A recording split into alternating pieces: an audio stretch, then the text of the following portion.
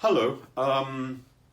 So today the news is a little bit alarming again about Alexei Navalny, this man who on March the 31st went on hunger strike because he was suffering pain in his back and his legs because he wasn't getting the right treatment as a result of being poisoned by the Russian government with a version of the novichok nerve agent, the radioactive poison, which we know about because of the event in Salisbury.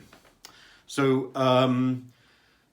Navalny has now been on hunger strike for 13 days. There are now stories that he's being force-fed, and he put up a post today. He sent a letter to his supporters, his colleagues outside Russia, saying that he is being denied books. And it's so interesting.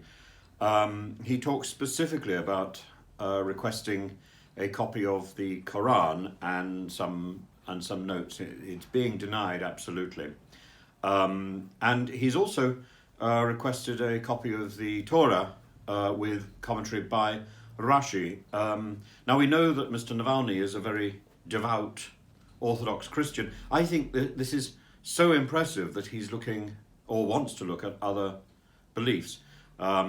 Intolerance is highly linked to ignorance, and anything that can be done to change that is a worthy thing. Now there's even more. I mean, this news just doesn't stop. It's outpouring. Navalny's supporters opened an office in Dagestan where there's a lot of support for what Mr. Navalny is doing. And the two people who were heading that office have both disappeared. That's Eduard Atayan and Murad Manapov. This needs as much international support as we can possibly muster.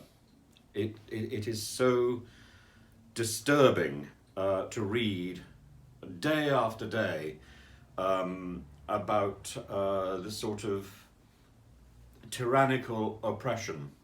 Because this is really the thing. Whether one supports Mr. Navalny or one doesn't support Mr. Navalny, what is being demonstrated here is that life is cheap. And that here we have a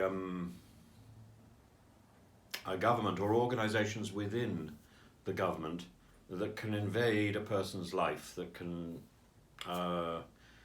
take away freedom like that. I think this is a lesson that we can all learn. And at the same time, what is extraordinary about Mr. Navalny is that at the same time it is met by humorous defiance, a determination to cling to what is right.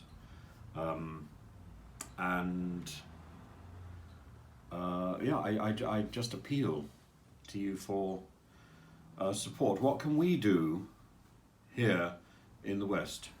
I'm not sure there's very much we can do. What we can do is raise awareness and keep this story alive in the hope that this will keep Mr. Navalny alive. But it is a matter of life and death. This is not some sort of abstract campaign. This is a matter of this is a matter about humanity. This is a matter about common decency and common shared standards wherever we are. We cannot keep people, whatever we may think they have done, we cannot keep prisoners. We cannot keep we cannot detain them in inhuman conditions. This is the basic principle of prison reform. I happen to think that Navalny should not be detained at all, but that's another much bigger debate. The debate here is whether or not we should accept that in any country in the world people are detained in squalid, inhuman conditions and are suffering what amounts to torture this is something we must be on our guard against. And I'm afraid the forces that we would turn to normally to help in this have not. They've muddied the waters. We talked a little bit a while ago about the way Amnesty put Mr. Navalny on a list and then took him off that list. This was a victory, I'm afraid, for those people who think that life is cheap. We need to be consistent in saying that life is precious, and it doesn't matter what anybody is alleged to have done. They should be treated correctly. So there we are. Now, look, please subscribe to my channel and add comments. I will try and answer all of them. And I really don't shy from controversy, as anybody who follows my channel will know. And I also don't believe that there is a single answer to anything. So